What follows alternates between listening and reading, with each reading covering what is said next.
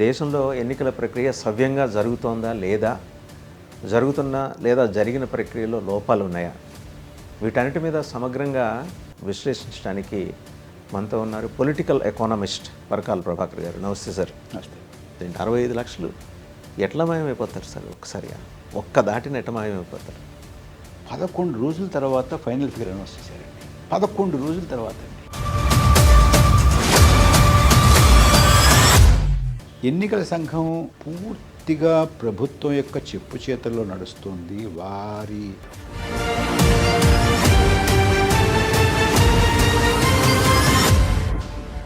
Sir, మీరు ఇంత study చేశారు కదా, మీరు కానీ మీకు తెలిసిన సంస్థలు కానీ ఇండివిజువల్స్ కానీ ఎలక్షన్ కమిషన్ ఆఫ్ ఇండియా అని ఈ ప్రొవిజనల్ ఓటింగ్కి ఫైనల్ ఓటింగ్కి ఉన్న ఆ తేడా గురించి అడిగితే ఏమన్నా ఈ మమ్మల్ని ఆ గేట్ సరే, దేశం అంతా ఒక ఎత్తు, ఆంధ్రప్రదేశ్ ఎలక్షన్స్ మీద పెద్దగా ఎవరికి అనుమానం రాలా. మొన్నటి నుంచి ఈ అనుమానాలు ఎందుకు వస్తున్నాయి అంటే, దేశంలో సెన్సిటైజేషన్ పెరగటం వల్ల ఆంధ్రప్రదేశ్ మీద కూడా ఫోకస్ పెరిగింది. మీకు ఆంధ్రప్రదేశ్లోనండి 7 పార్లమెంట్ నియోజకవర్గాల మీద ప్రభావం చూపించాయండి. 7 పార్లమెంట్ నియోజకవర్గాలు ఏంటంటే ఒంగోలు,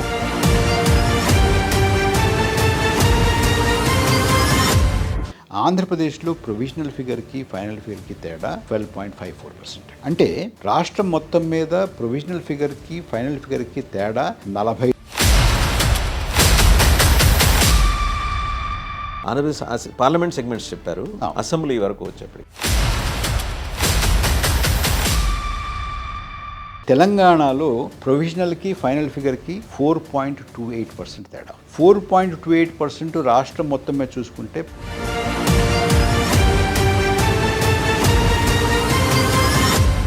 ఇది 3 స్థానాల మీద ప్రభావం చూపించిందండి. మెదక్.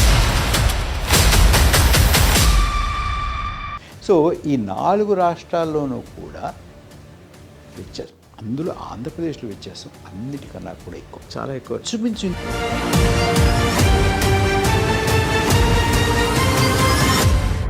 బీహార్ నవంబర్ 14న బీహార్ రిజల్ట్ కూడా ఇలాగే, అంటే నేను ఎవరు గెలుస్తారు ఎవరు ఓడిపోతారు అనే దాని ప్రక్రియ గురించి నేను అడుగుతున్నాను సార్. ప్రక్రియ ఈ దీంట్లో వీసం ఎత్తు కూడా తేడా ఉండకపోవచ్చు అంటారా? ఇలాగే నడుస్తుందంటారా? ఇవాళ ఉదయం అండి బీహార్లో ఫైనల్ లిస్టు ప్రకటించిన తర్వాత వాళ్ళు ఇచ్చినటువంటి జాబితాను జాగ్రత్తగా పరిశీలిస్తే అందులో తీసేసినటువంటి వాళ్ళలో ఎక్కువగా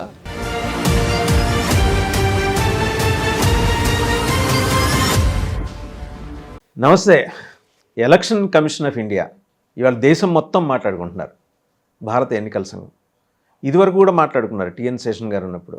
బట్ అప్పుడేమో మంచి కారణాల గురించి మాట్లాడుకున్నారు, ఇప్పుడేమో గట్టి కారణాల గురించి మాట్లాడుకుంటున్నారు. ఆ గట్టి కారణాల వల్ల దేశంలో ఎంత అల్లకల్లోలం జరుగుతుంది ఎన్నికల ప్రక్రియలో చూస్తూ వచ్చాం. 65 లక్షల ఓటర్లు మిస్ అయిపోయారు, పోయారో చనిపోయారో మిస్ అయ్యారో కాన్ రాకుండా పోయారో, రకరకాల లెక్కలు. ఒక 11-12 పారామీటర్స్ పెట్టింది election commission of India vote హక్కు పొందటానికి. ఇవన్నీ మస్ట్గా ఉండాలి, ఏదో ఒకటి ఉంటే సరిపోతుంది. కొత్త నిబంధనలు ఎప్పటికప్పటికి. ఏదైతేనే దాని మీద రాహుల్ గాంధీ, దాంతోపాటు చాలామంది ప్రజాస్వామికవాదులు ముందుకు వచ్చారు, మాట్లాడారు, పోట్లాడారు. ఒక కొలిక్కి వచ్చిందనుకుంటే మొత్తానికి 14 లక్షల మంది యాడ్ అయ్యారు బీహార్ ఎలక్షన్స్కి. నిన్నే షెడ్యూల్ కూడా అనౌన్స్ చేశారు, నవంబర్ 11, 6-11 తారీఖుల్లో. సో ఇవాళ బీహార్ వంక కూడా చూస్తున్నారు. వాస్తవానికి ఇవాళ సుప్రీంకోర్టు ఫైనల్ హియరింగ్ ఉండగా ఒక్కరోజు ముందర షెడ్యూల్ అనౌన్స్ చేశారు. ఇక సుప్రీంకోర్టు కూడా ఇంకేం అయిపోయేదాకా ఏం మాట్లాడదు. మహారాష్ట్రలో చూస్తే 79 లక్షల మంది ఓటర్లు అసెంబ్లీ ఎన్నికలకి కొత్తగా వచ్చి చేరారు. ఈ వేరియేషన్స్ ఏంటి? అసలు నిజంగా దేశంలో ఎన్నికల ప్రక్రియ సవ్యంగా జరుగుతోందా లేదా, జరుగుతున్నా లేదా జరిగిన ప్రక్రియలో లోపాలు ఉన్నాయా, వీటన్నిటి మీద సమగ్రంగా విశ్లేషించడానికి మనతో ఉన్నారు పొలిటికల్ ఎకానమిస్ట్ పరకాల ప్రభాకర్ గారు. నమస్తే సార్. నమస్తే.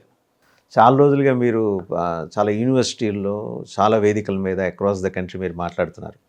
అండ్ ఇన్ఫ్యాక్ట్ ఈ అంశాన్ని ముందర తెర మీదకి తీసుకొచ్చి అందరూ మాట్లాడుకోవటం వేరు, పరకాల గారు మాట్లాడటం వేరు. ఎందుకంటే పరకాల గారు మాట్లాడితే స్టాటిస్టిక్స్ పెట్టుకొని మాట్లాడతారు. సో ఒక ఆలోచన మొదలైంది, దాని మీద ఆ ప్రాసెస్లో స్టూడెంట్ యూనియన్స్, యూత్ అందరూ కూడా అటెండ్ అవుతున్నారు. పెద్ద లార్జ్ స్కేల్ డిస్కషన్ నడుస్తుంది. మీ అబ్జర్వేషన్స్ ఏంటి సార్? ఇప్పుడు బీహార్ దగ్గర నుంచి మొదలెడదాం. మీ అబ్జర్వేషన్స్ ఏంటి? 65 లక్షలు ఎట్లా మాయమైపోతారు సార్ ఒక్కసారిగా? ఒక్క దాటిన ఎట్లా మాయమైపోతారు? ఎన్నికల సంఘం పని మాత్రం బాగలేదండి. ఎన్నికల సంఘం యొక్క విశ్వసనీయత కూడా అడుగంటిపోయింది. నేను ఒక ఉదంతం చెప్తాను మీకు. 2001లో ఎన్నికల సంఘం గోల్డెన్ జూబ్లీ స్వర్ణోత్సవం జరిగినప్పుడు ఆనాటి రాష్ట్రపతి కేఆర్ నారాయణన్ గారు ఆయన ఆ ప్రత్యేక సమావేశానికి ఆ సెలబ్రేషన్కి హాజరయ్యి ఒక మాట అన్నారు. ఇవాళ ఎన్నికల సంఘం యొక్క విశ్వసనీయత కోర్టుల కన్నా కూడా మన న్యాయ వ్యవస్థ కన్నా కూడా ఎక్కువగా ఉంది. కోర్టుల కన్నా కూడా మన ఎన్నికల సంఘాన్నే జనం ఎక్కువగా విశ్వసిస్తున్నారు అనే మాట ఆవిడ అన్నారు. ఇవాళ దానికి సరిగ్గా వ్యతిరేకంగా ఉంది పరిస్థితి. ఈ మధ్య లోక్నీతి సిఎస్టీఎస్ వాళ్ళు ఒక సర్వే కండక్ట్ చేశారు. మీరు చూసే ఉంటారు, మీరు రిపోర్ట్ కూడా చేసే ఉంటారు. వాళ్ళు చేసినటువంటి సర్వే ప్రకారం 2019లో ఈ ఎలక్షన్ కమిషన్ని మేము నమ్మము, మాకు దీని పట్ల నమ్మకం లేదు అని చెప్పేటటువంటి వాళ్ళ సంఖ్య అప్పుడు 11% ఉంటే 2019లో ఇవాళ అది 30%. ఎన్నికల సంఘం పూర్తిగా ప్రభుత్వం యొక్క చెప్పు చేతల్లో నడుస్తోంది, వారి ఒత్తిడి మేరకు నడుస్తోంది అన్నటువంటి వాళ్ళ సంఖ్య సుమారుగా 22% ఉంది. అంటే ఎక్కడి నుంచి ఎక్కడికి పడిపోయిందో చూడండి. పాతాళమ్మున నుండి శంభుని ఆకాశమున నుండి శంభుని శరమంది నుండి అట్లా అట్లా అట్లా అట్లా అట్లా పాతాళానికి వచ్చేసింది. ఆ రకమైనటువంటి పరిస్థితుల్లో ఇవాళ ఎన్నికల సంఘం పనిచేస్తుంది. మరి బీహార్ గురించి ప్రస్తావించారు. బీహార్లో ఎస్ఐఆర్ అన్నారు, special intensive revision of electoral rules. దానికి వాళ్ళ కారణం ఏం చెప్పారు? ఏమన్నారంటే ఎన్నికలకు వెళ్ళేటప్పుడు మనకి ఓటర్ లిస్ట్ అనేటువంటిది చాలా క్లీన్గా ఉండాలి. చనిపోయిన వాళ్ళు, అక్కడ లేనటువంటి వాళ్ళు, లేకపోతే విదేశీయులు, చొరబాటుదారులు, 2-3 చోట్ల ఓట్లు ఉన్నటువంటి వాళ్ళు, సరిగా నమోదు కానటువంటి వాళ్ళు, వారి చిరునామాలు సరిగ్గా లేనటువంటి వాళ్ళు, వీటన్నిటిని కూడా తీసేసి స్వచ్ఛమైనటువంటి ఓటర్ లిస్ట్ తోటి మనం ఎన్నికలకు వెళ్ళాలి, అంచేత స్పెషల్ ఇంటెన్సివ్ రివ్యూ చేస్తాము అని అన్నారు. మీరు ఇందాక అంటూ బీహార్లో జరుగుతుంది అని అంటే చాలామందికి ఉన్నటువంటి ఇంప్రెషన్ ఏమిటంటే ఈ ఎస్ఐఆర్ ప్రక్రియ బీహార్కి సంబంధించింది అని అనుకుంటున్నారు. కానీ కాదు. మీరు ఎస్ఐఆర్ ఆర్డర్ చూస్తే ఎస్ఐఆర్ మొత్తం దేశానికి అంతటికీ వర్తించేటటువంటి. ఓకే. ఇప్పుడు అది బీహార్లో అమలు చేస్తున్నారు. కానీ బీహార్లో అమలు చేస్తున్నటువంటి దాని మీద చాలామంది అభ్యంతరాలు వ్యక్తం చేశారు. ఇదేమిటి, తల్లివి తండ్రివి వాళ్ళ బర్త్ సర్టిఫికెట్లు, లేకపోతే మరొకటి ఇవన్నీ పాస్పోర్ట్ ఇవన్నీ అందరికీ ఎక్కడ ఉంటాయి, కుదరదు కదా అని అంటే ఆధార్ కూడా పెట్టచ్చని అన్నారు ఎన్నికల సంఘం. అది పెద్ద రిలీఫ్ అనుకున్నారు చాలామంది. అది కూడా మనం గమనించాల్సింది ఏంటంటే దేశానికి అంతటికీ వర్తించేటటువంటి నిర్ణయం కాదు, ఆర్డర్ కాదు, అది బీహార్కి వర్తించేటువంటిది. ఒకటేమో ఎస్ఐఆర్ దేశానికి అంతటికి వర్తిస్తుంది, ఈ పర్టిక్యులర్ సుప్రీంకోర్టు ఆర్డర్స్ మాత్రం బీహార్కి వర్తిస్తాయి. Integrating Aadhaar with voter card. అది లేకుండా దేశం మిగతా ప్రాంతాల్లో కనుక, మిగతా రాష్ట్రాల్లో కనుక ఎన్నికల సంఘం ముందుకెళ్తే మళ్ళీ ఎక్కడికక్కడ ఛాలెంజ్ చేయాలి, మళ్ళీ కోర్టుకు వెళ్ళాల్సినటువంటి అవసరం ఉంది ఒకటి. రెండోది, మనకి ఎన్నికల సంఘం మాన్యువల్లో కానీ, ఎన్నికల సంఘం రూల్ బుక్లో కానీ స్పెషల్ ఇంటెన్సివ్ రివ్యూ ఎస్ఐఆర్ అనేటటువంటిది ఎక్కడా లేదు. ఓకే. మనకు ఉన్నదల్లా SSR, special summary review. Special summary review బీహార్లో జరిగింది. లోక్సభ ఎన్నికలు అయిన తర్వాత అక్టోబర్ నుంచి మొదలుపెట్టి, అక్టోబర్ 24లో మొదలుపెట్టి 25 జనవరికో ఫిబ్రవరికో ఎస్ఎస్ఆర్ అయిపోయింది. ఎస్ఎస్ఆర్ అయిన తర్వాత ఎస్ఐఆర్ మొదలుపెట్టారు. What was the motive sir? ఆ ఎస్ఐఆర్ని అమలు చేసే ముందు వాళ్ళు ఇచ్చినటువంటి ఎలక్షన్ కమిషన్ ఇచ్చేటువంటి ఆర్డర్లో ఏమన్నారంటే, మేము ఒక అధ్యయనాన్ని చేసాము, ఏదో ఒక సంస్థతో అధ్యయనం చేయించాము. వారు చేసినటువంటి అధ్యయనంలో ఓటర్ లిస్టులో చాలా అవకతవకలు ఉన్నాయి. ఒక పేరు 4 చోట్ల ఉండడం, లేకపోతే చనిపోయిన వాళ్ళు అటువంటి పేర్లు ఉండడం, ఇక్కడి నుంచి వలస వెళ్ళిపోయినటువంటి వాళ్ళ పేర్లు ఉండడం, ఇలా చాలా అవకతవకలు ఉన్నాయి. వాటన్నిటినీ సరిచేస్తే మంచిదనేటువంటిది ఆ అధ్యయనంలో తేలింది. దాని ఆధారంగా మేము ఇవాళ ఎస్ఐఆర్ చేస్తున్నాము అని అన్నారు. ఒకటి ఎస్ఐఆర్ రూల్ బుక్లో లేదు, ఎస్ఎస్ఆర్ ఉంది. ఎస్ఎస్ఆర్ అయిన తర్వాత ఇది చేస్తున్నారు. అయితే మీలాంటి వాళ్ళు ఆర్టీఐ వేశారు. ఏమని అడిగారంటే, ఏ సంస్థ అధ్యయనం చేసింది, ఆ చేసినటువంటి అధ్యయనం కాపీ ప్రతి ఇవ్వండి మాకు. ఇంతవరకు దాని గురించి మాట్లాడరు. ఓకే, అంటే లేదనమాట. As such it was not there. తర్వాత మీకు అందరికీ, మీరు పాత్రికేయ రంగంలో ఉన్నారు కాబట్టి మీకు తెలుసు, ఎన్నికల సంఘం ఎవరితో మాట్లాడదు. ఇదివరకు మాట్లాడేవాళ్ళు, ఇదివరకు ప్రెస్ కాన్ఫరెన్స్లు పెట్టేవాళ్ళు. ఎవరు అడిగినా, ఏ పౌరుడు అడిగినా కూడా సమాధానం ఏదో సమాధానం వచ్చేది. దీనికి అంతకుముందు ఎన్నికల సంఘం ఎవరికి జవాబుదారీగా ఉండాలి అనే దాని మీద చర్చ జరిగింది. సుప్రీంకోర్టు ఏముందంటే, ఎన్నికల సంఘం దేశ ప్రజానీకానికి జవాబుదారీగా ఉండాలి, అకౌంటబుల్గా ఉండాలి అనేది సుప్రీంకోర్టు ఇచ్చినటువంటి నిర్ణయం. అయినా కూడా ఇప్పుడున్నటువంటి ఎన్నికల సంఘం అసలు ఎవరికీ జవాబుదారీ లేదు.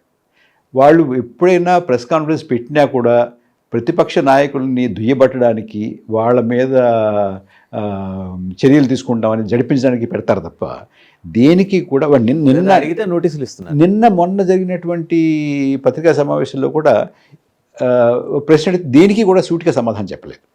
ఓకే, ఆ తర్వాత జరిగినటువంటి రకరకాల మంది చేసినటువంటి అధ్యయనాల ప్రకారం ఏం తేలిందంటే, సుమారుగా 65 లక్షల మంది పేర్లు తొలగించారు అనేటువంటిది తెలిసింది. మన ఎలక్షన్ కమిషన్ ఇంతే చెప్పాను అనుకున్నాం కదా, ఎవరితో మాట్లాడితే ఎవరికి చెప్పదని. అయితే వాళ్ళు ఒక చిన్న టెక్నిక్ కనిపెట్టారు, సోర్సెస్ అని ఒక టెక్నిక్ కనిపెట్టారు. వాళ్ళు నేరుగా ఎవరితో మాట్లాడరు, కానీ కొన్ని పత్రికలు ఎలక్షన్ కమిషన్ సోర్సెస్ ఇలా అంటున్నాయి అని చెప్పి కథనాలు రాయిస్తారు. మీకు తెలుసు ఆ ప్రక్రియ ఎంత, నేను చెప్పట్లేదు. సో ఆ సోర్సెస్లో 65 లక్షల మందిని తీసేయాల్సి వచ్చింది. ఇందులో చాలామంది చొరబాటుదారులు ఉన్నారు, చాలామంది విదేశీయులు ఉన్నారు, పౌరులు కానటువంటి వాళ్ళు ఉన్నారు అనేటువంటి మాటలు చెప్పుకుంటూ వచ్చారు. సుప్రీంకోర్టులో వ్యాజ్యం వేసి అసలు వీళ్ళెవరు పేర్లు చెప్పండి అంటే పేర్లు చెప్పడానికి ససేమిరా అని నిరాకరించారు ఎన్నికల సంఘం. కానీ ఎందుకు ఏ కళ్ళుందో కానీ సుప్రీంకోర్టు ఒకసారి మంచి పనులు చేస్తారు. వాళ్ళు ఏ కళ్ళు ఉన్నారో కానీ వాళ్ళు లేదు, మీరు ఇచ్చి తీరాల్సింది అన్నారు. ఇచ్చి తీరాల్సిందంటే ఇచ్చారు, చివరికి ఇవ్వాల్సి వచ్చింది. ఇవాళకి కూడా ఒక్క పేరు వీళ్ళు విదేశీయులు కాబట్టి వీళ్ళని తీసేసేము అనేటువంటి రుజువు లేదు. ఒకటి, నిన్న జరిగినటువంటి జ్ఞానేష్ కుమార్ ఎన్నికల సంఘం ప్రధానాధికారి ఆయన ప్రెస్ కాన్ఫరెన్స్లో కూడా ఎంతమందిని మీరు విదేశీయులని చెప్పి తీసేసారు అని అంటే సూటిగా సమాధానం చెప్పకుండా దాటేసాడు. ఓకే, సో ఇలాగ చేస్తూ ఉంటే ఇవాళ వచ్చినటువంటి వార్తల్లో కొంతమంది దాన్ని వాళ్ళు తీసినటువంటి బీహార్లో ఫైనల్ లిస్టు ప్రకటించిన తర్వాత వాళ్ళు ఇచ్చినటువంటి జాబితాని జాగ్రత్తగా పరిశీలిస్తే అందులో తీసేసినటువంటి వాళ్ళల్లో ఎక్కువగా దళితులకు సంబంధించినటువంటి వారు, మహిళలు, అందులో మైనారిటీ మహిళలు, వీరి సంఖ్య ఎక్కువగా ఉంది. అంటే పేర్లు బట్టి మనకు పేర్లు ఉంటాయి, పేర్లు బట్టి జాగ్రత్తగా దాని కనుక పరిశీలించినట్టయితే చాలామంది వీళ్ళు ఉన్నారు. అంటే ఎప్పుడూ కూడా మహిళల యొక్క సంఖ్య అంతగా తగ్గలేదు. ఎప్పుడు రివిజన్ చేసినా కూడా ఈసారి ఎక్కువగా తగ్గింది. ఎప్పుడు కూడా ఒక రాష్ట్రంలో ఎంతమంది, ఆ రాష్ట్ర జనాభాలో ఎంతమంది 18 సంవత్సరాలు పైబడి ఉన్నారు అనేది ఒక అంచనా ఉంటుంది రమారమి అందరికీ. దానికి ఇవాళ ఓటు హక్కు వినియోగించేటువంటి అర్హత కలిగినట్టుగా ఉన్నది అని ఎలక్షన్ కమిషన్ ప్రకటించిన దానికి చాలా వ్యత్యాసం ఉంది. అంటే సుమారు మొన్న 65 లక్షలు తీసేసేవారు అన్నారు, ఇప్పుడు దాన్ని ఒక 5, 6, 7 తగ్గించి కొంత తీసేశారు. అంటే మీకు ఇవాళ ఈ ఎన్నికల సంఘం ఆధ్వర్యంలో ఏం జరుగుతుందంటే వాసు గారు, పూర్వం ప్రభుత్వాన్ని ప్రజలు ఎన్నుకునేటువంటి వాళ్ళు, ఇప్పుడు ఏ ప్రజలు ఎన్నికల్లో పాల్గొవాలి అనేది ప్రభుత్వం ఎన్నుకుంటుంది. So voters are being chosen by governments. అదే కనబడుతుంది. ఇది ఇవాళ ఉన్నటువంటి పరిస్థితి. ఇది ఎందుకు ఇలా జరుగుతుంది? ఎన్నికల సంఘం ఎందుకు ఇలా తయారైంది అని అనుకుంటే, అసలు ఎన్నికల సంఘం ఇప్పుడు ఉన్నటువంటి ఎన్నికల సంఘం నియామకంలోనే పురిట్లోనే సంధి అంటారు చూడండి. ఎన్నికల సంఘం నియామకంలోనే మనకి సమస్య కనపడుతుంది. ఎలా అంటే ఎన్నికల సంఘాన్ని నియమించడానికి కొన్ని మార్గదర్శకాలని సుప్రీంకోర్టు నిర్ణయించింది. అందులో ఏముందంటే ఒక త్రిసభ్య కమిటీ పెట్టండి. ఆ త్రిసభ్య కమిటీలో ప్రధానమంత్రి ఉంటారు, ప్రతిపక్ష నాయకులు ఉంటారు, సుప్రీంకోర్టు ప్రధాన న్యాయమూర్తి ఉంటారు. వీరు గనక ఎన్నికల సంఘంలో ఉన్నటువంటి సభ్యుల్ని, ముఖ్య ఎన్నికల అధికారిని కనుక నియమిస్తే వాళ్ళు నిష్పక్షపాతంగా ఉండేటువంటి అవకాశం ఉంటుంది అనేది వారు చెప్పినటువంటి మార్గదర్శకం 2023లో. అయితే హుటాహుటిని ప్రభుత్వం ఏం చేసిందంటే ఒక బిల్లు తీసుకొచ్చి ఆ బిల్లులో ఎన్నికల సంఘాన్ని నియమించేటువంటి త్రిసభ్య కమిటీని ఇలా నిర్ణయించాలి అని చెప్పి ఒక బిల్లు పట్టుకొచ్చి దాన్ని పాస్ చేసింది.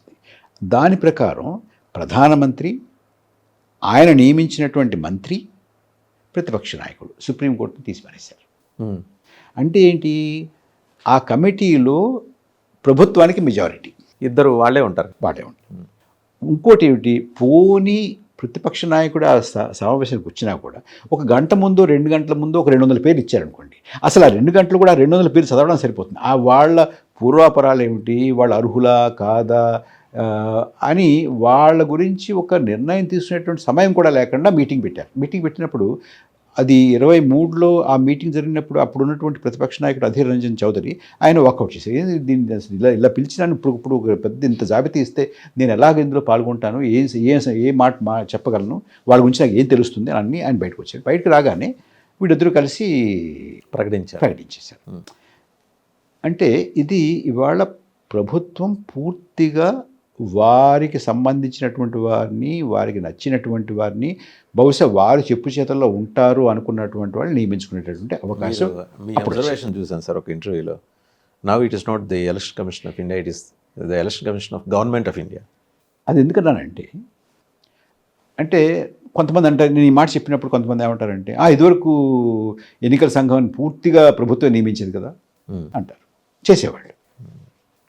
కానీ ఎన్నికల సంఘంలో నియమించబడిన తర్వాత వారు ఎలా వ్యవహరించారు అనేటువంటిది మనం ముఖ్యంగా చూడాల్సినటువంటిది. టిఎన్ శేషన్ మీకు గుర్తుంటుంది. టిఎన్ శేషన్ గారిని కూడా ప్రభుత్వం నియమించింది. త్రిసభ్య కమిటీ, సుప్రీంకోర్టు, ప్రతిపక్ష నాయకుడు ఎవరు లేరు. కానీ ఆయన నిష్పక్షపాతంగా వ్యవహరించడమే కాదు, పెద్ద పుల్ల వ్యవహరించాడు. పార్టీలు, అభ్యర్థులు హడలిపోయేవాళ్ళు. ఆయన అన్నాడు, నేను ఎన్నికల సంఘానికి నేతృత్వం వహిస్తున్నాను. ఈ ఎన్నికల సంఘం భారత ప్రభుత్వం కాదు, భారత ఎన్నికల సంఘం ఇది. It is not election commission of India, government of India.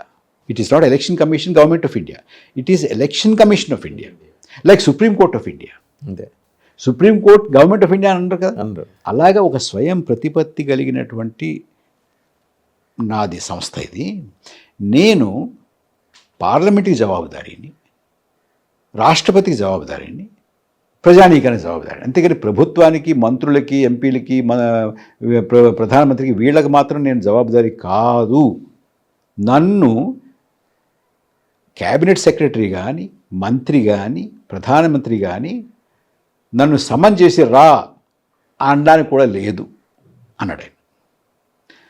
అలా వీళ్ళు కూడా అంటారేమో అని కొన్నాళ్ళు చూశాను నేను, కానీ ఎక్కడ అనడం లేదు. ఒకటి అనడం లేకపోవడమే కాకుండా వీళ్ళ నడవడిక, ఎన్నికల దశలు కానీ, అప్పుడు మోడల్ కోడ్ ఆఫ్ కాండక్ట్ని అమలు చేయడం కానీ, ప్రధానమంత్రి మీకు గుర్తుండి ఉంటుంది వాసు గారు, మీకు ప్రధానమంత్రి గారు 2024 ఎన్నికల్లో ఆయన ఇచ్చిన ఉపన్యాసాల్లో 110 ర్యాలీల్లో ఆయన ద్వేషపూరితమైనటువంటి వ్యాఖ్యలు. 110, 1, 2 కాదు, 10 కాదు, 110 సమావేశాల్లో, 110 ఉపన్యాసాల్లో విద్వేషపూరితమైనటువంటి వ్యాఖ్యలు. వీళ్ళు మాంసం తింటారు, వీళ్ళు వీళ్ళ వీళ్ళ వీళ్ళ బట్టను బట్టి, వీళ్ళ రూపురేఖలను బట్టి వీళ్ళు ఏ మతం మనం చెప్పచ్చు, అలాంటి వాళ్ళు ఎవరో చెప్పచ్చు, చొరబాటుదారులు వీళ్ళు మాంసం తింటారు, తర్వాత వీళ్ళు మంగళసూత్రాలు తీసుకెళ్ళిపోతారు, మీ ఆడపిల్లలు తీసుకుపోతారు, మీ గొర్రెలు తీసుకుపోతారు, మీ పశువులు తీసుకుపోతారు, మీ భూమిని కాజేసేస్తారు అనేటటువంటి మాటలు మాట్లాడినటువంటిది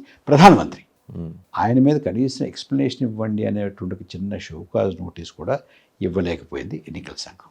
ఇంకా చాలామంది వ్యక్తపరిచినటువంటి అనుమానాలు ఏమిటంటే, ఎన్నికల సంఘం ఎన్నికల ప్రక్రియలో పోలింగ్ దశలు ఉంటాయి కదా, పోలింగ్ దశలని అధికార పార్టీ పెద్ద పెద్ద నాయకుల యొక్క పర్యటనలకి అనుగుణంగా, వారికి అనుకూలంగా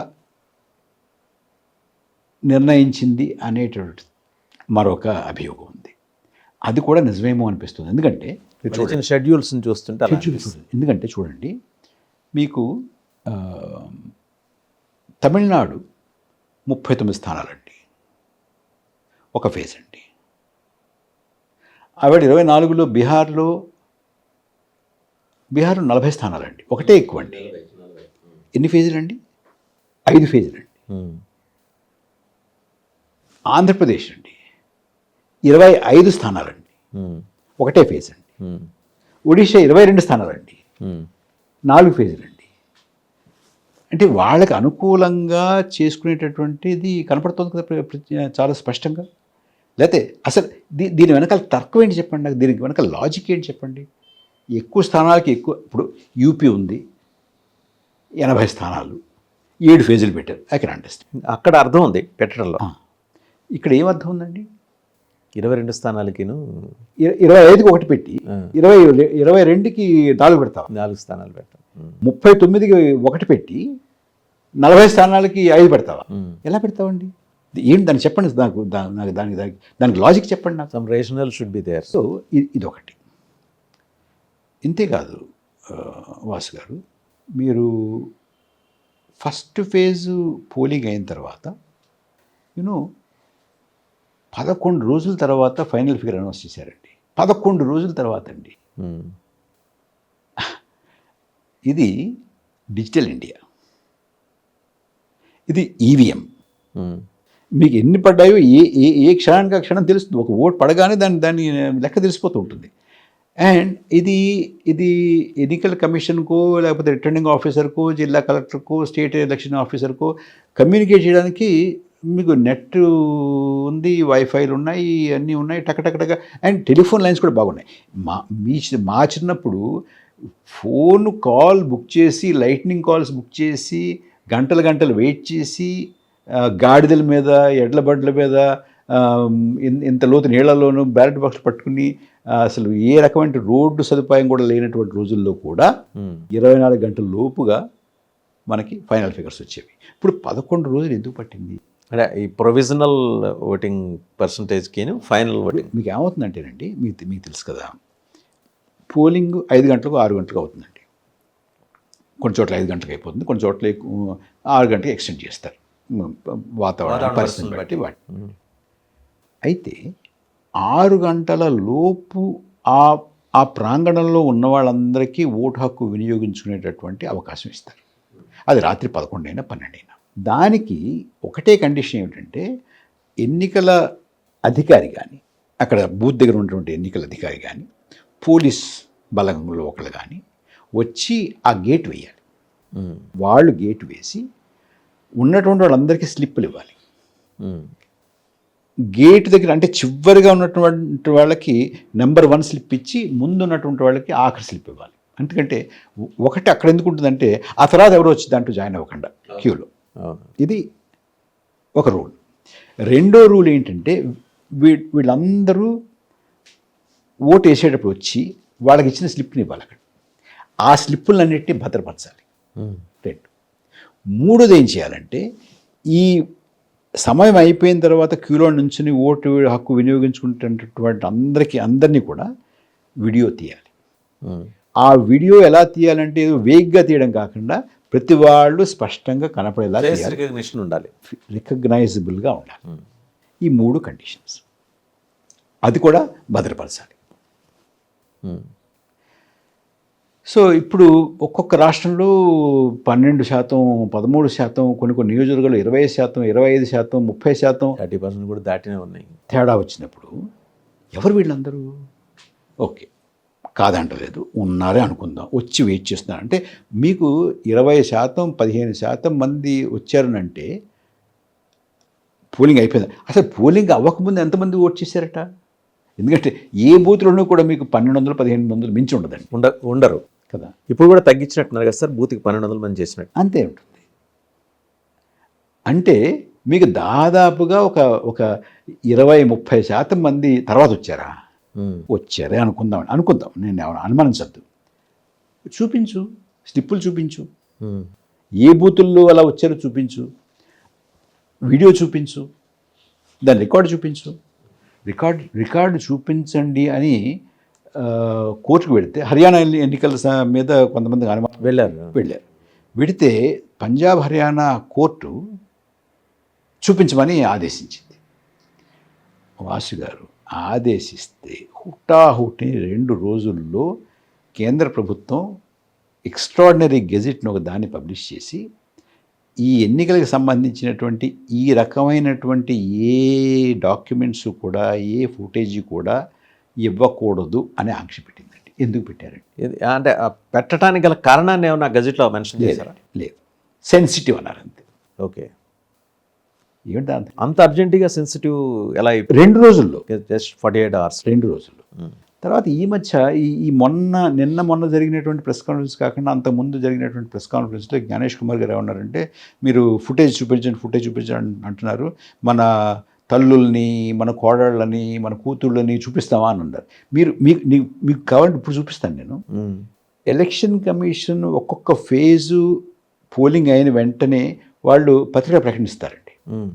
ఆ ప్రకటనలో ఎన్ని వందల ఫొటోస్ ఉంటాయో, ఆడవాళ్ళు మేము ఓటేసాము అని బయటకు వచ్చి నుంచిన వాళ్ళు, గుంపులుగా నుంచిన వాళ్ళు, క్యూలో నుంచిన వాళ్ళు, మరి వాళ్ళందరినీ ఎందుకు తీసావు? అంటే అంత అర్జెంటుగా ఎలక్షన్ కమిషన్కి ఈ భావోద్వేగాలు రెచ్చగొట్టే అంశం ఎందుకు?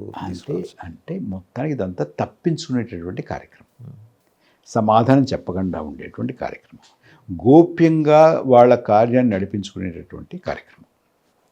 మీకు 1వ ఫేజు ఫైనల్ ఫిగర్ చెప్పడానికి 11 రోజులు తీసుకున్నారండి. 2వ ఫేజు ఫైనల్ ఫిగర్ చెప్పడానికి 4 రోజులు తీసుకున్నారండి. 3, 4, 5, 3 రోజులు తీసుకున్నారండి. అన్నిటికన్నా ఆశ్చర్యకరమైన ఏంటంటే, మీకు మనకి ఆఖరి ఫేజ్ 7th ఫేజ్ 2024 ఎలక్షన్స్లో 7th ఫేజ్ పోలింగు మనకి June 1 అయిందండి. 4వ తారీఖు ఎన్నికల ఫలితాలు ప్రకటించారండి. 1వ తారీఖు పోలింగ్ అయింది, 4వ తారీఖు ఫలితాలండి, 6వ తారీఖు ఎంతమంది ఓటేసారో చెప్పారండి. ఎలా అండి? మీరు వేరియేషన్ కాదు, మీరు ఎంతమంది ఓటేశారో అనేటువంటిది చెప్పిన తర్వాత ఫలితం చెప్తారా, లేకపోతే ఫలితం చెప్పిన తర్వాత ఎంతమంది ఓటేశారని చెప్తారా? ఓటేసిన వాళ్ళు ఎంతమందో తెలిసింది చెప్పిన తర్వాత రిజల్ట్. మీరు మన స్కూళ్ళల్లో school pupils leader SPL election జరిగేవి, అందులో కూడా ఇలాగా మీరు ఎన్నికల ఫలితం ప్రకటించిన తర్వాత ఎంతమంది ఓటింగ్ వేశారు అనేది చెప్తే ఆ ఎన్నికలు కూడా ఒప్పుకోరు, అవి కూడా ఒప్పుకోరు. అలా చేశారండి. ఆశ్చర్యం కదా. అంతకన్నా ఆశ్చర్యం చెప్తాను మీకు. 2వ ఫేజ్ పోలింగ్, సెకండ్ ఫేజ్ పోలింగ్లో ప్రిలిమినరీ డేటా ఇంతవరకు, ఇప్పుడు మనం కూర్చొని మాట్లాడుకుంటాం కదా, ఈ క్షణం వరకు ఎలక్షన్ కమిషన్ విడుదల చేయలేదండి. సెకండ్ ఫేజ్కి we don't have full data even today. ఎన్నికల ఎన్నాళ్ళు అయిపోయిందండి? ఎప్పుడు మాట 24. ఇంతవరకు లేదు. అందులో ఇంకొక ఆశ్చర్యకరమైన విషయం ఏంటంటే, ఆ ఫేజ్లో 88 స్థానాలండి. 88 స్థానాల్లో BJP NDA strike rate extraordinary అండి. యూపీలో 8 వాళ్ళే, అట్లా కొన్ని చోట్ల 6కు 6 వాళ్ళే, కొన్ని చోట్ల 3కు 3 6, కొన్ని చోట్ల 1 వాళ్ళే, కొన్ని చోట్ల 14 13 వాళ్ళు, కొన్ని చోట్ల 12 10 వాళ్ళు అట్లా. కానీ ఎంత ఓటు పడింది అనేది ఇంతవరకు తెలియదు మనకి. ఇవాళకి రివీల్ చేయడానికి ఈసీ రెడీగా లేదు, చేయలేదు ఇంతవరకు. అడిగినా డేటా లేదంటారు. అడిగితే ఎందుకు మీకు, నువ్వు హైదరాబాద్ కదా ఓటర్వి, నీకు మహారాష్ట్రలో ఓటింగ్ నీకెందుకు? అదేమిటండి అంటే ఎన్నికలు అనేటటువంటి ప్రక్రియ కేవలం ఎన్నికల సంఘానికి, రాజకీయ పార్టీలకి, అభ్యర్థులకి సంబంధించిందా? పౌరులకు సంబంధించిందా? ఈసీ అనుకుంటుంది. కాదు కదా. End of the day they are accountable to the public కదండి. పబ్లిక్ అంటే నేను ఒక పౌరుడిగా ఎన్ని ఓట్లు పడ్డాయి అనేటువంటి అడిగి తెలుసుకునేటువంటి హక్కు నాకు ఉంది కదా. I don't have to be candidate. నేను అభ్యర్థిని, పొలిటికల్ పార్టీని అయితేనా కానీ ఇవ్వరా, పోనీ పార్టీ కూడా అడుగుతోంది కదా. మీరన్న కాంటెక్స్ట్ కూడా వచ్చింది సార్. ఢిల్లీలో కాంగ్రెస్ క్యాండిడేట్ ఒక ఆయన ఎమ్మెల్యే క్యాండిడేట్ అడిగితే మీకు 2 చోట్ల ఎవరో అబ్జెక్షన్ పెట్టారు, ఆయనకి 2 చోట్ల ఓటు, మీకు 2 చోట్ల ఓటు హక్కు ఎందుకు ఉందని చెప్పి నోటీసులు పంపించి ఇచ్చింది ఎవరు? Election commission. ఇచ్చిన వాళ్ళని అడగాల్సింది పోయి ఆఫీసర్స్ని, ఆయనకు నోటీసులు పంపించింది. సో ఇంత అవకతవకలు, దాటవేయడం, సమాచారం ఇవ్వకపోవడం, అన్నిటికన్నా ఆశ్చర్యం ఏంటంటే ఒక ఆయన ఆర్టీఐ పిటిషన్ వేశారండి. 2024 ఎన్నికల్లో మీ రిటర్నింగ్ ఆఫీసర్స్ ఎవరు, వారి కాంటాక్ట్ నెంబర్స్ ఏమిటి ఇవ్వండి. ఎన్నికల సంఘం ఒక ఆశ్చర్యకరమైనటువంటి సమాధానం ఆన్ రికార్డ్ చెప్పిందండి. మాకు రిటర్నింగ్ అధికారుల పేర్లు కానీ వారి నెంబర్లు కానీ తెలియదు, మా దగ్గర లేదు. ఎవరు కండక్ట్ చేశారండి ఎలక్షన్స్? మీరు ఎవరు గుంపులో గోవిందాలు ఎవరన్నా చేశారు? ఇలాంటి ఎన్నికల సంఘం కండక్ట్ చేసినటువంటి ఎన్నికలు నమ్మశక్యమైన ఎన్నికల. ఇప్పుడు ఒక ఉదాహరణ సార్, బీహారే చెప్పుకుందాం. ఇందాక మీరు ఎక్స్ప్లెయిన్ చేశారు, 65 లక్షల నుంచి మొత్తానికి ఇంత ఆందోళన జరిగితే 14 లక్షలు యాడ్ చేశారు. మహారాష్ట్ర చూస్తే 79 లక్షలు, ఏది పార్లమెంట్కి లేని వాళ్ళు అసెంబ్లీకి వచ్చేసారు హఠాత్తుగా. ఎక్కడి నుంచి వచ్చేసారు మరి వాళ్ళు? సో అదే క్రమంలో చూస్తే మరి ఆంధ్రప్రదేశ్ ఎన్నికల్లో కూడా ప్రొవిజనల్ ఓటింగ్ పర్సంటేజ్కి ఫైనల్ ఓటింగ్ పర్సంటేజ్కి 12.85% తేడా వచ్చింది. ఇప్పుడు ఎస్ఐఆర్ మీరు అన్నారు ఇందాక, వాళ్ళు ఇచ్చిన ఉత్తర్వుల్లో అన్ని రాష్ట్రాలకి వర్తిస్తుంది. ఎస్ఎస్ఆర్ ఉంది కానీ వాళ్ళు రాసుకున్న రూల్ బుక్లో ఎస్ఐఆర్ లేదు కదా. వాళ్ళు నిజంగా అమలు చేస్తే రేపొద్దున దక్షిణాది రాష్ట్రాలు, మరి వాళ్ళు కీలకమని భావిస్తున్న దక్షిణాది రాష్ట్రాల్లో కూడా ఇలాగే ఓట్ల తొలగింపు, లేకపోతే ఓట్లు అదనంగా ఒక 70 లక్షలు 80 లక్షలు వచ్చి చేరటం జరిగే ప్రమాదం కనిపిస్తుందా? కనిపిస్తుంది.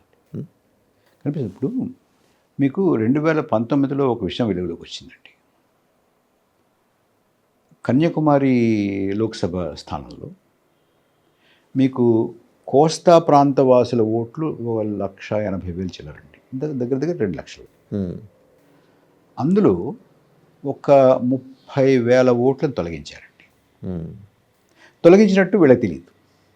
వాళ్ళు మనం వేశారు కాబట్టి వాళ్ళు కూడా ఉంటుంది అనుకుంటారు. రాజకీయ పార్టీ దగ్గర కూడా ఉన్న లిస్టుల్లో ఉన్నాయి వీళ్ళ పేర్లు. వీళ్ళు వెళ్ళేటప్పటికి ఆ బూత్లో పోలింగ్ ఆఫీసర్లు పెట్టు కూర్చున్నటువంటి జాబితాలో ఈ పేర్లు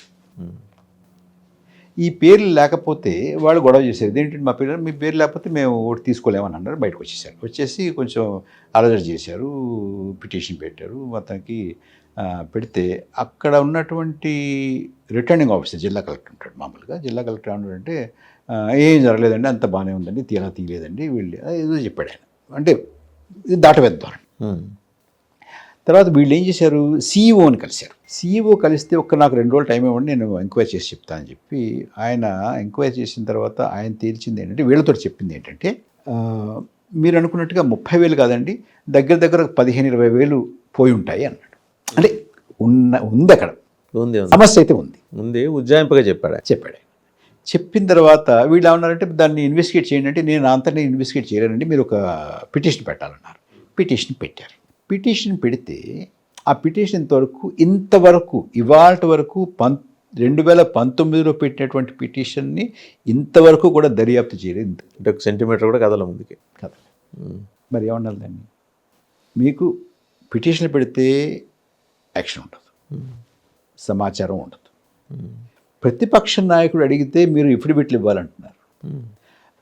ఆ తర్వాత ఇప్పుడు మేం చేసిన వర్క్ ఏమిటంటే నేను చెప్పిన డేటా అంతా వాళ్ళు మీకు చెప్తున్నటువంటిదంతా కూడా ఎన్నికల సంఘం యొక్క వెబ్సైట్ నుంచి తీసుకున్నటువంటిది.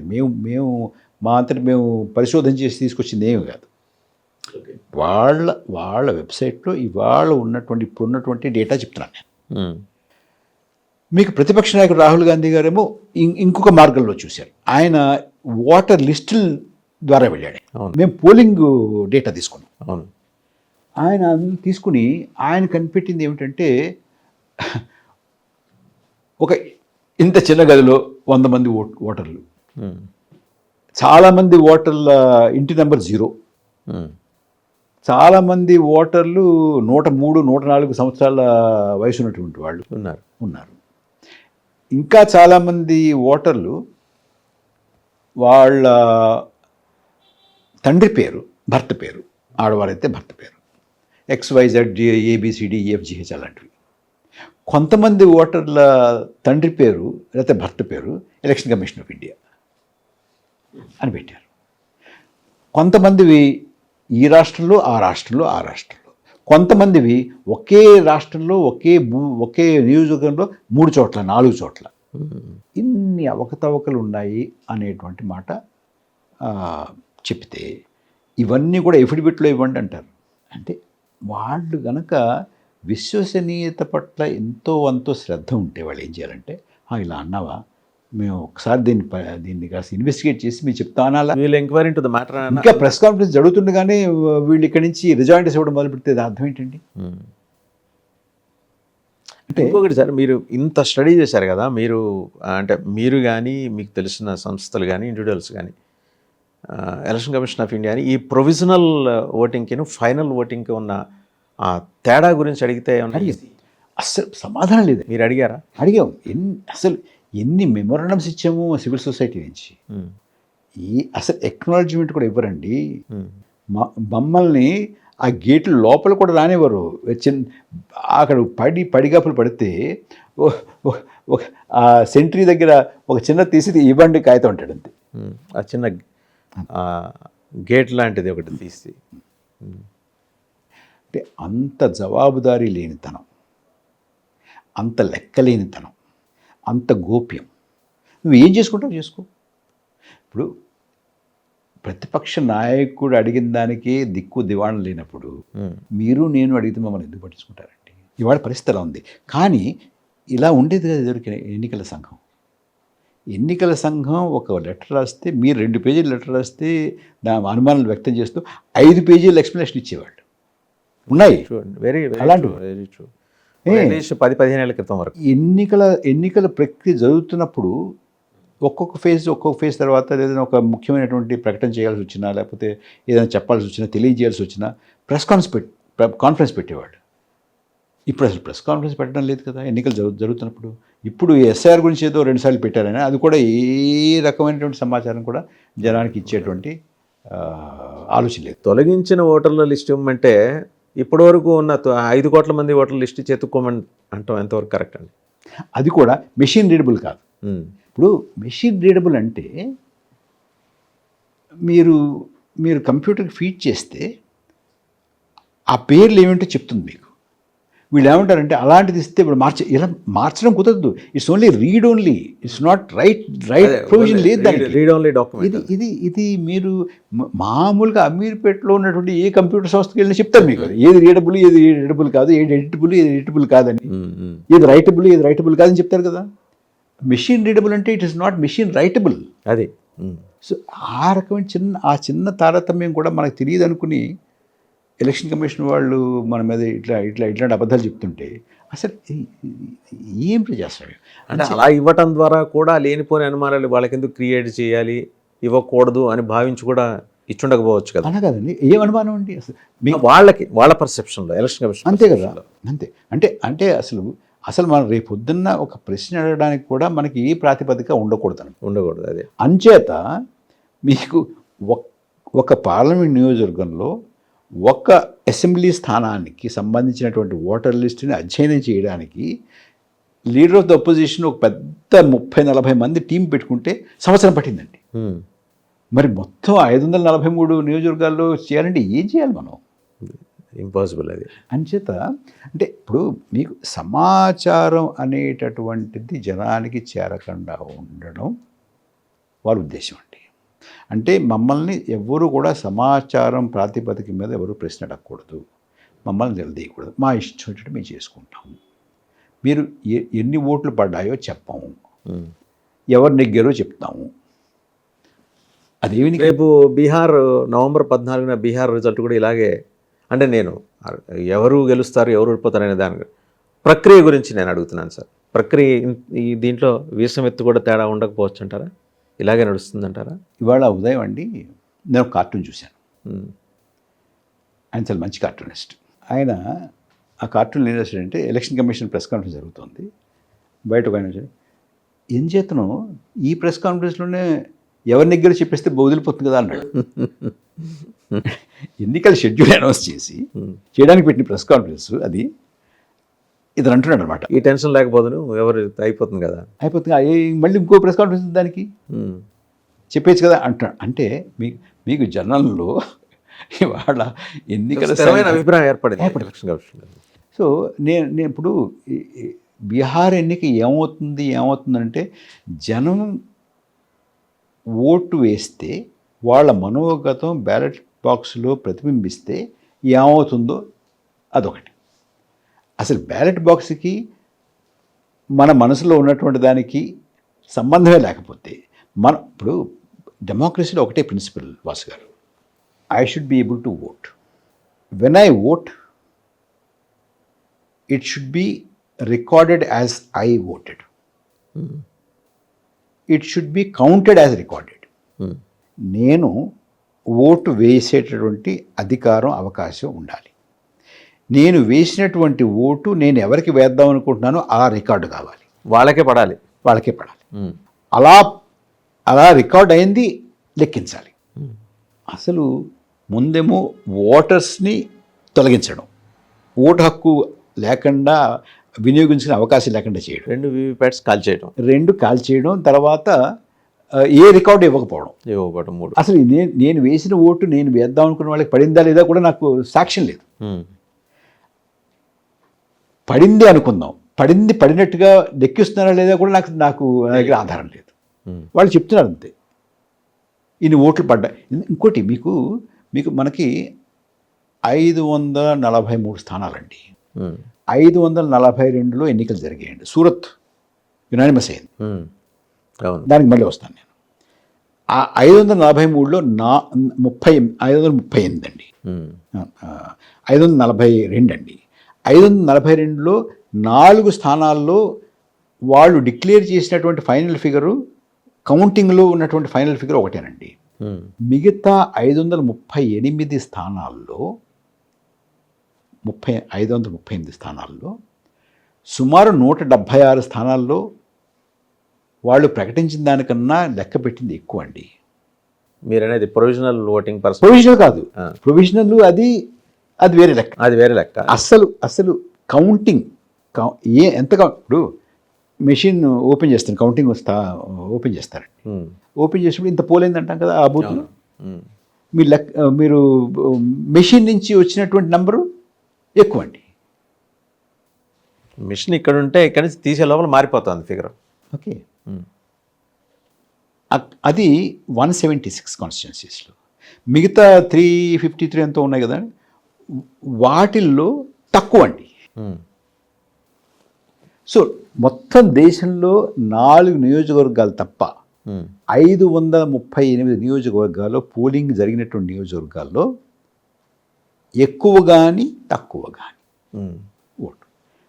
ప్రొవిజనల్ ఫైనల్ ఒకటి, అది వేరే లెక్క. అది వేరే లెక్క, ఇది వేరే లెక్క. అంటే ఇక్కడ తేడా ఉంది, అక్కడ తేడా ఉంది, పోలింగ్ దశల్లోనూ తేడా ఉంది. కానీ ఇంత పెద్ద వ్యవస్థ నిర్వహించాలంటే ఎంత ఇంటెలిజెంట్ నెట్వర్క్ పనిచేసి ఉండాలండి. ఇంటెలిజెన్స్ లేకపోతే చేయలేరు. ఇప్పుడు వెల్ ఆర్గనైజ్డ్ ఇంటెలిజెంట్ నెట్వర్క్. ఇప్పుడు మంచి బ్రహ్మాండమైనటువంటి దొంగతనాలు ఎలా దొరుకుతాయండి? తెలివితక్కువలు చేస్తారా? అవ్వదు కదా, తెలివి తక్కువ వాళ్ళ వల్ల అవ్వదు. Highly highly intelligent, planning, technology, execution, మెటిక్యులస్గా ఉండడం, ట్రైనింగ్ దానికి, ఇవన్నీ జరిగితేనే కానీ అవ్వదు. మీకు ఒకటే ఇప్పుడు చాలామంది ఏమంటారంటే ఏమయ్యా మరి తెలంగాణలో కాంగ్రెస్ నెగ్గింది, బీజేపీ నెగ్గేయచ్చు కదా ఇలా చేసుకుంటే, ఎందుకు చేసుకోలేదు, కర్ణాటకలో ఎందుకు చేసుకోలేదు, జార్ఖండ్లో ఎందుకు చేసుకోలేదు అంటారు.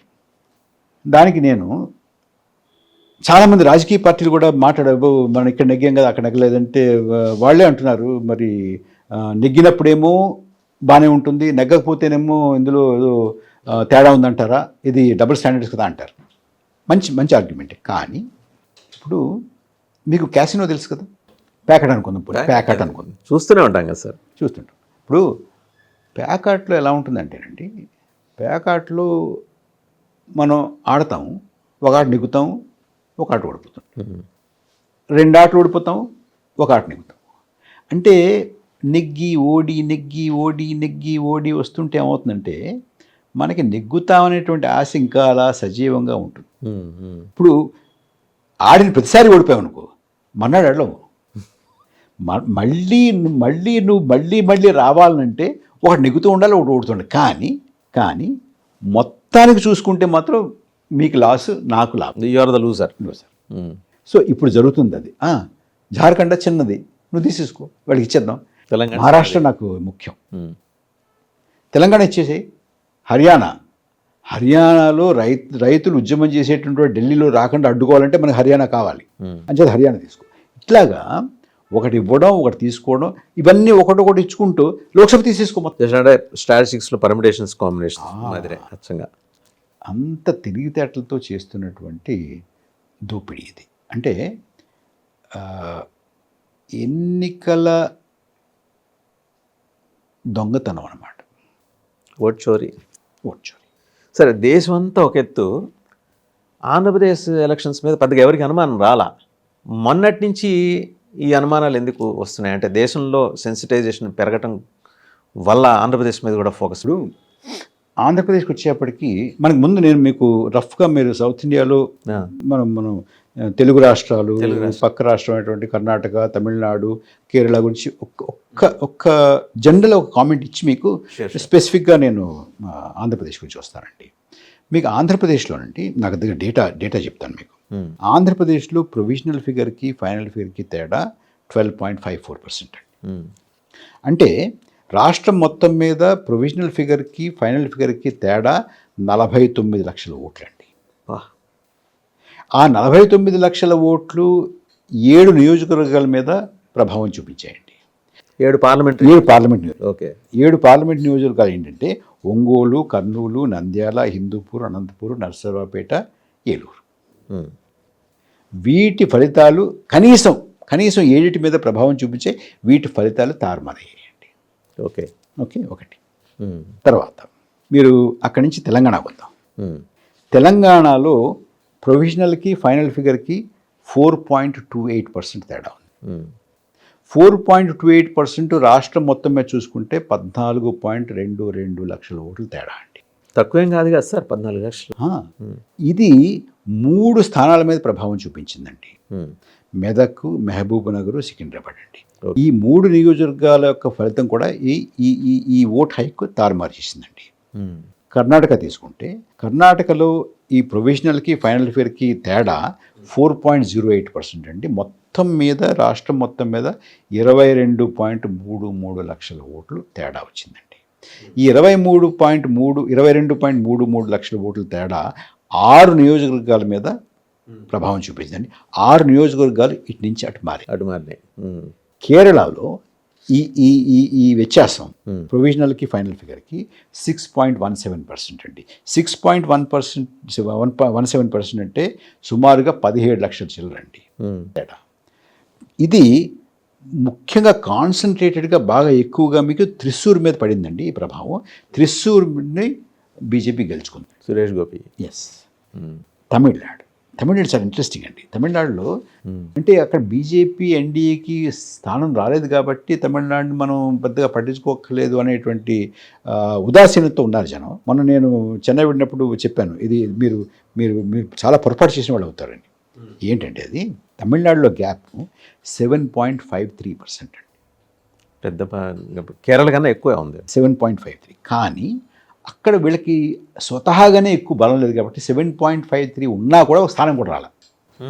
కానీ ఓట్ పర్సంటేజ్ అన్నట్టు. కానీ ఏమైందంటే 2019లో 2019లో బీజేపీ ఓట్ షేరు 3.58% ఉంటే ఇప్పుడు 7.66%కి పెరిగిందండి.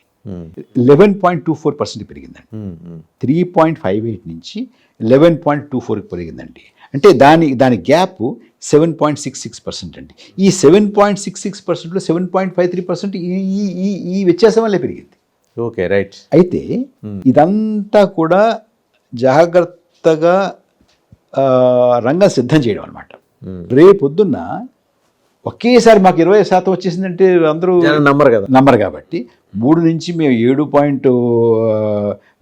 3 నుంచి మేము 11.24కి వచ్చాము. అప్పుడు 7 చిల్లర పెరిగింది మాకు. ఇప్పుడు 11.24% నుంచి 20% వచ్చింది అని చెప్పి కొన్ని సీట్లు కూడా పట్టుకుని వాళ్ళని పెట్టుకుని గవర్నమెంట్ పెట్టేసేటువంటి పథకం అనమాట. సో ఈ 4 రాష్ట్రాల్లోనూ కూడా వ్యత్యాసం, అందులో ఆంధ్రప్రదేశ్లో వ్యత్యాసం అన్నిటికన్నా కూడా ఎక్కువ, చాలా ఎక్కువ. ఇంచుమించు ఇంతే. ఇది 12.54%. ఒడిశాలో 12.48%. దగ్గరలో ఉన్నారు. అక్కడ 22 స్థానాలకి 21 బీజేపీ గెలుచుకుంది. స్వీప్ చేసి పడేశారు.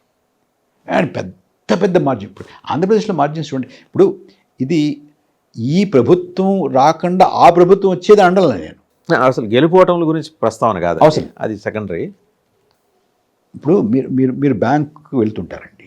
బ్యాంకులో సాయంత్రం బ్యాంకు బ్రాంచ్ క్లోజ్ చేసేటప్పుడు మొత్తం అన్ని లెక్క చూసుకుని ₹1 తేడా వచ్చినా కూడా మళ్ళీ లెక్క పెట్టి అది సరి సమానం క్లోజ్ చేయాలి. ఆ రోజు క్లోజ్ చేసే వరకు ఎవరు బయట కదలని వీళ్ళు వెళ్ళరు కదా. అలా కాకుండా తేడా వచ్చింది, ₹1 తేడా వచ్చింది, ఈ ₹1 నువ్వు ఉంచేసుకోవా, అందులో పెట్టి అంటే ఊరుకోరు కదా. అక్కడ తేడాలి. అలాగా నువ్వు ప్రిలిమినరీకి దీనికి 12.54% ఎందుకు తేడా వచ్చింది అన్నదానికి ఒక రేషనల్ ఎక్స్ప్లెనేషన్ లేకపోతే అనుమానం అనేది ఉంటుంది. వీళ్ళు ఏది సమాచారం ఇవ్వకుండా అంతా గోప్యంగా ఉంచి అన్నిటికీ దాటవేతలో ఉండి ఎన్నికల లిస్టు ఓటర్ లిస్ట్ సరిగ్గా లేకుండా ఉండి ఓటర్ లిస్ట్ ఎందుకు సరిగా లేదు, ఎవరు తీసేసారు అని అంటే సమాధానం చెప్పకుండా ఉండి, సమాధానం చెప్పినా కూడా వాళ్ళు చెప్పినటువంటి కారణాలు వేరు, అక్కడ ఉన్నటువంటి కారణాలు వేరు అని చెప్పి ఒక ఇంట్లోనే 100 ఓట్లు 50 ఓట్లు ఉండడం, పేర్లు రకరకాలుగా ఉండడం, ఒకే ఓటర్ 4 చోట్ల ఉండడం, ఇన్ని చూస్తున్నప్పుడు హైదరాబాద్ అయితే కబ్రస్థాన్లో 700 ఓట్లు అట్లా వచ్చేసింది. ఒక షాపులోనండి, అది నివాస ప్రదేశం కూడా కాదు, ఒక కొట్టులో షాప్లో ఓటర్లు అండి.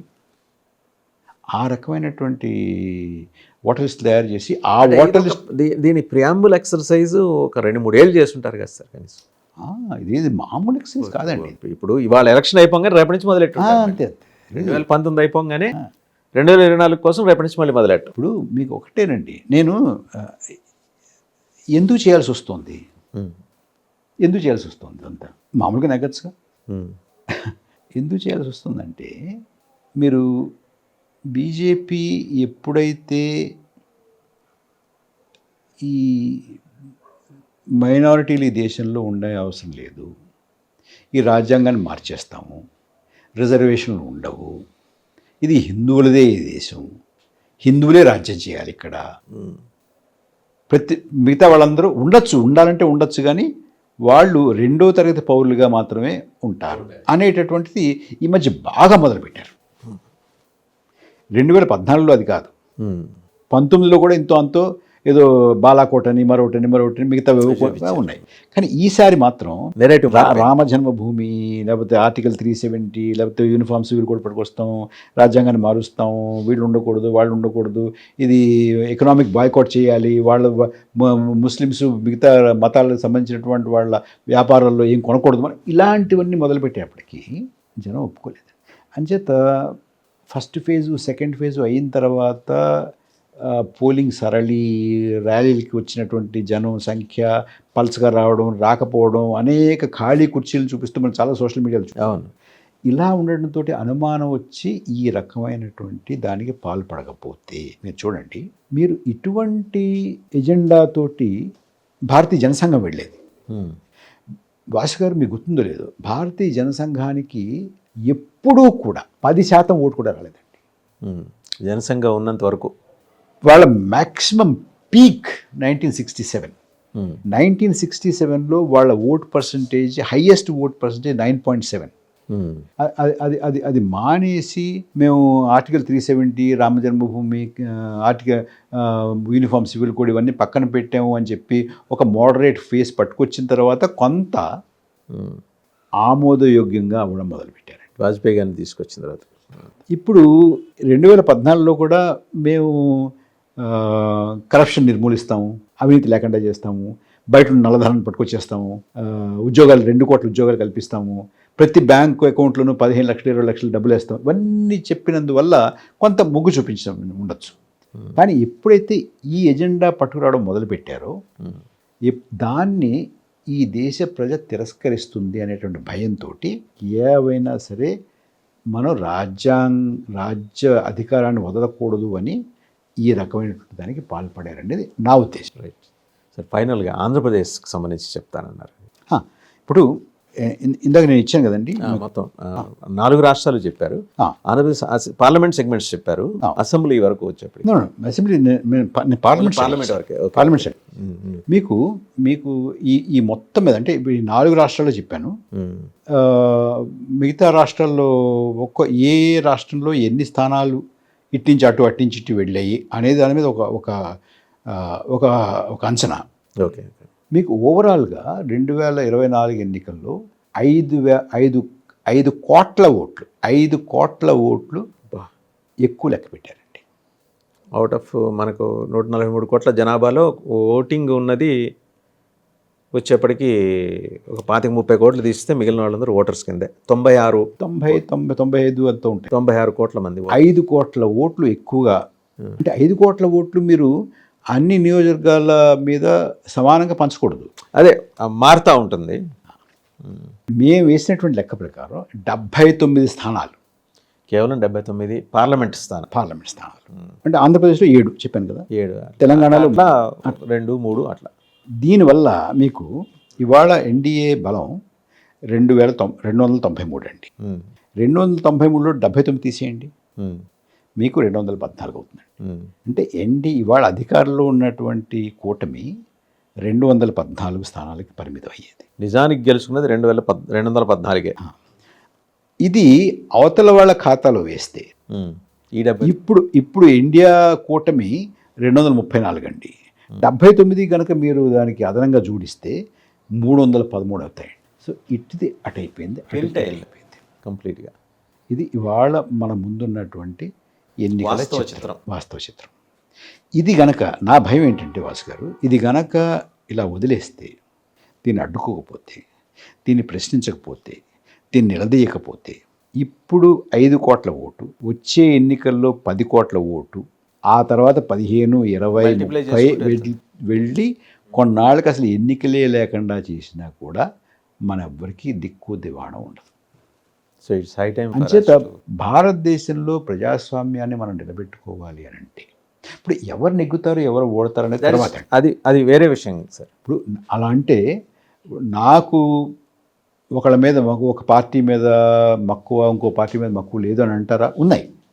అయితే ప్రజాస్వామ్య ప్రక్రియ మాత్రం సరిగ్గా ఉంటే నాకు నచ్చినటువంటి పార్టీ నెగ్గితే సంతోషమే, నచ్చకపోతే నేను జనంలోకి వెళ్ళి పని చేసుకుని వాళ్ళ మనసు మార్చి నెగ్గేలా చేసుకోవడానికి ప్రయత్నం చేస్తాను.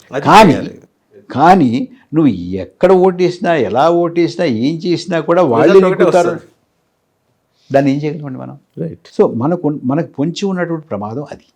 Right sir, thank you very much.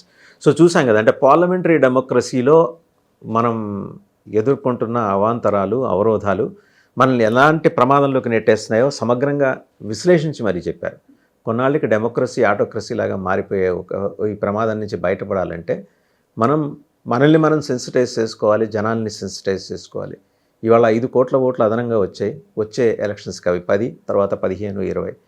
కొన్నాళ్ళకి అసలు ఎలక్షన్లు పెట్టే పరిస్థితే రాని ఒక దౌర్భాగ్యంలోకి మనల్ని మనం నెట్టేసుకునే ప్రమాదం కనిపిస్తుంది. కాబట్టి మేల్కోండి అని చెప్తున్నారు పరకాల ప్రభాకర్ గారు. Thank you very much sir.